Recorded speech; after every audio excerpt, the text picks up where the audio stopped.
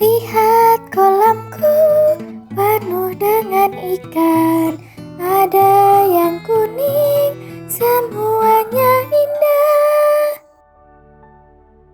Gimana suara Cia teman-teman? Merdu kan?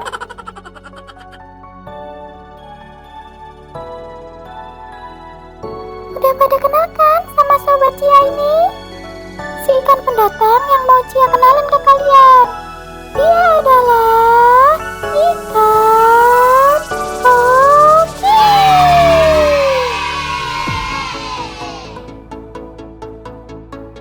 Walaupun bentuknya kecil, sobat Cia ini ikan hias yang paling digemari loh. Sebab penampilannya yang menggemaskan dan warna-warni. Koki ini juga kerap dekat dengan ikan koi karena dari genus Carassius auratus. Nah, sekarang Cia kenalin nih beberapa jenis ikan koki yang banyak peminatnya. Coba diperhatikan teman, kalau dilihat-lihat ikan koki ini seperti memakai wig ya. Cuet, itu bukan wig loh, melainkan benjolan kepala yang disebut dengan tuan.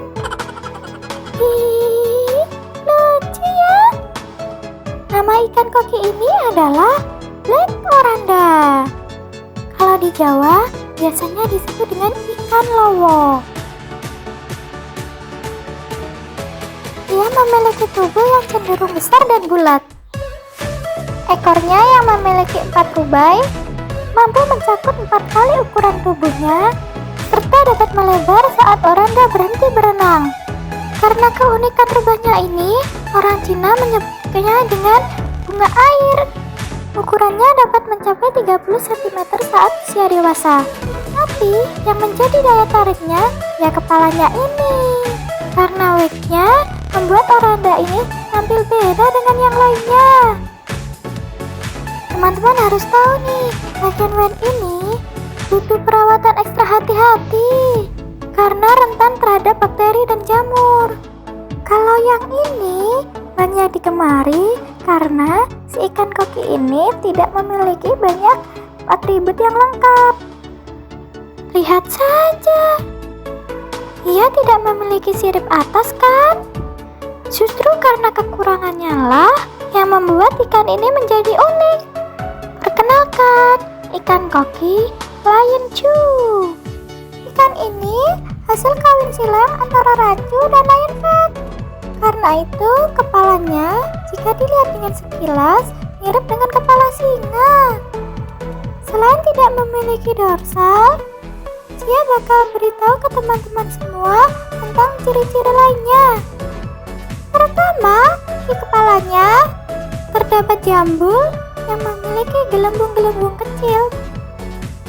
Bentuk badannya juga besar, lebar, dan melengkung.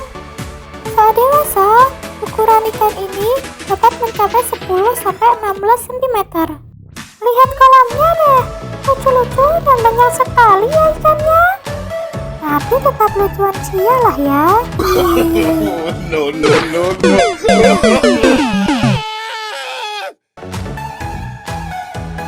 Nah teman-teman, di sini salah satu dari teman Cia mau melakukan wawancara dengan orang yang budidaya dengan ikan koki. Ayo ikuti ya. Dan ternyata ada beberapa media yang dapat digunakan sebagai tempat penambalan telur dalam budidaya ikan mas koki, antara lain ganggang, enceng gondok, kelambu, ijuk yang dikapit bambu, dan pemilihan indukan.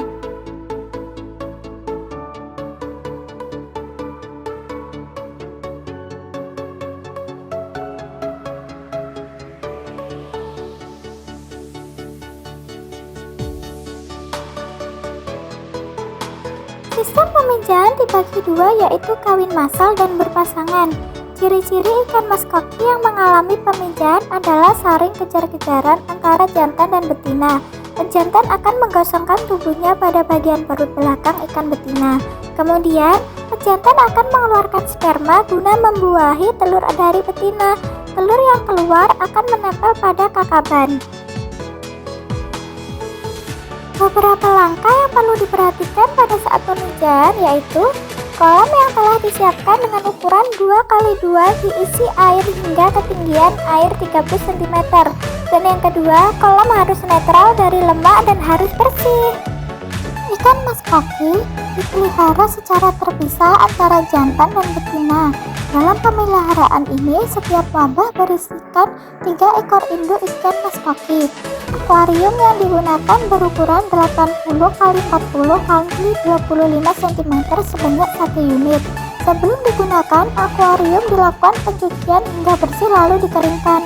Kemudian dimasukkan air hingga ketinggian 15 cm dan volume air 57 liter. Di dalam akuarium juga terdapat aerator untuk mensuplai oksigen di dalam air. Pemilihan wabah ini harus diperhatikan sesuai jumlah induk yang akan dimasukkan ke wabah tersebut. Penetasan telur dilakukan pada wabah pemijahan setelah induk dipindahkan. Wadah pemijahan tersebut diberikan aerasi dan methylene blue. Telur akan menetas 2-3 hari setelah dibuahi. Perawatan larva dilakukan langsung di wadah pemijahan yang juga akan dijadikan wadah pemeliharaan larva, yaitu bak fiber. Dengan pemindahan induk ke wadah pemeliharaan, larva yang baru menetas tidak diberikan pakan karena masih memiliki kantung kuning telur. Setelah berumur 3 hari, larva semakin aktif bergerak dan mulai menyebar. Kandungan kuning telurnya semakin sedikit. Pada larva menginjak umur 3 hari, lalu pada sore harinya larva sudah mulai diberikan artemia. Pakan diberikan secara ad libitum dengan frekuensi pemberiannya 4 kali sehari, yaitu pada pukul 8 waktu Indonesia Barat, 12 waktu Indonesia Barat, pukul 16 waktu Indonesia Barat, dan pukul 20 waktu Indonesia Barat, hingga larva berumur 5 hari. Pada hari ke-6 larva sudah mulai diberi pakan cacing tubefek yang masih dikombinasikan dengan artemia sampai dengan hari ke-15. Halo teman-teman, kalian tahu nggak dia mau pergi kemana? Ayo. Nah, benar sekali. Ini dia lagi di Dinas Perikanan Pemerintahan Kabupaten Tulungagung yang bertepatan di Jalan Ki Mangun Sarkoso nomor 4 Jepun, Tulungagung. Ikuti keseruan Cia ya teman-teman. Halo Mas. Ya, Kenalkan saya Alda Mas. ya, Ya, ini saya boleh kenalan nggak Mas? Ya, nama saya Ilham. Saya pengurus kolam di sini, kolam pembudidaya ikan hias di sini. Oh gitu, iya. Saya boleh tanya-tanya nggak Mas? Ya, bisa. Ya, yang pertama yaitu jenis-jenis nama apa sih Mas yang dibudidayakan di sini tuh? Kalau koki di sini ada kaleko, lowo, tosa, rancu, sama apa? Ryukin. Oh Iya. gitu. Terus ciri-ciri morfologi masing-masing ikan itu gimana sih Mas?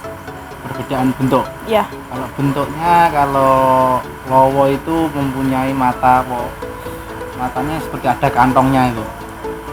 Fotonya agak panjang, Iya. warnanya hitam. Kalau kaleko di jambulnya ada kayak konde, namanya jambul konde kaleko. Kalau ryukin itu bentuknya seperti huruf O, bodinya itu. Jadi awalnya agak bundek gitu. Kalau yang rancu itu tidak ada sirip atasnya. Bodinya agak short body. Oh gitu. Terus bagaimana sih Mas cara memilih induknya gitu? Kalau memilih induk biasanya dilihat dari postur tubuh sama warna. Kalau postur tubuh itu sesuai kriterianya jenisnya masing-masing. Kalau tadi kalau rancu harus short, nggak boleh panjang. Kalau yang utama itu sebenarnya buntut. Ekornya itu harus mekat, nggak boleh rapat. Oh gitu ya mas. Terus pakan apa sih mas yang diberikan kepada ikan itu, alami atau non alami? Kalau pakan alami sama non alami. Yang non alami itu sentral, pelet. Kalau yang alami itu biasanya pakai cacing tanah. Oh gitu. Untuk memakan gunakan ikan yang mau ditelurkan. Terus bagaimana sih mas memeriksa kualitas hasil produksi ikan itu gimana?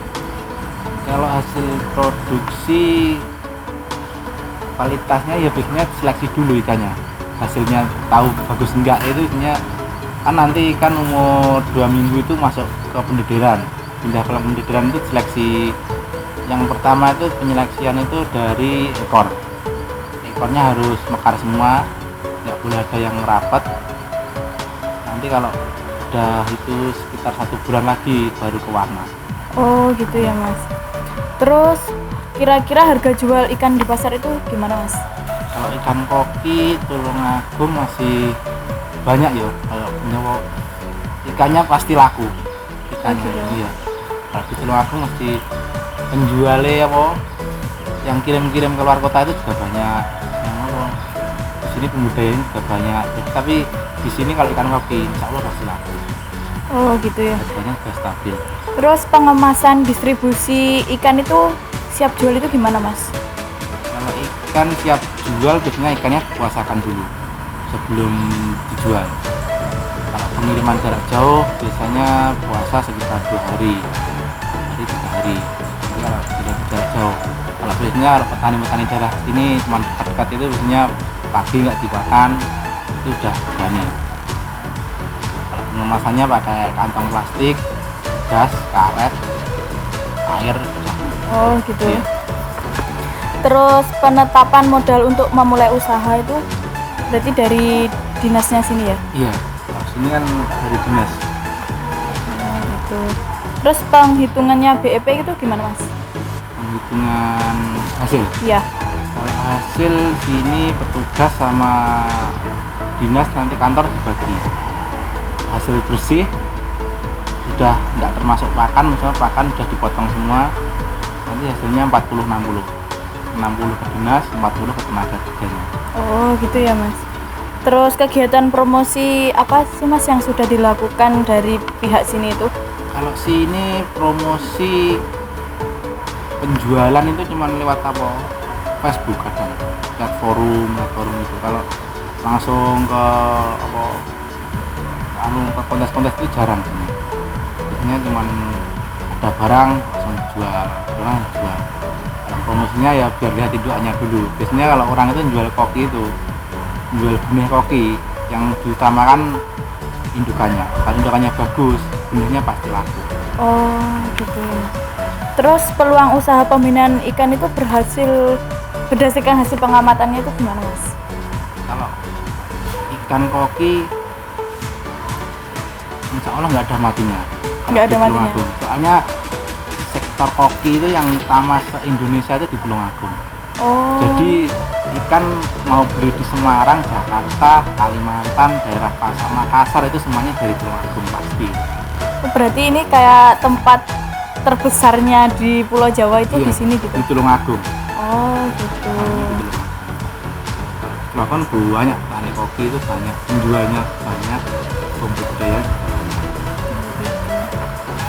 Ya udah mas kalau gitu makasih ya mas. Iya. Mari mas. Iya.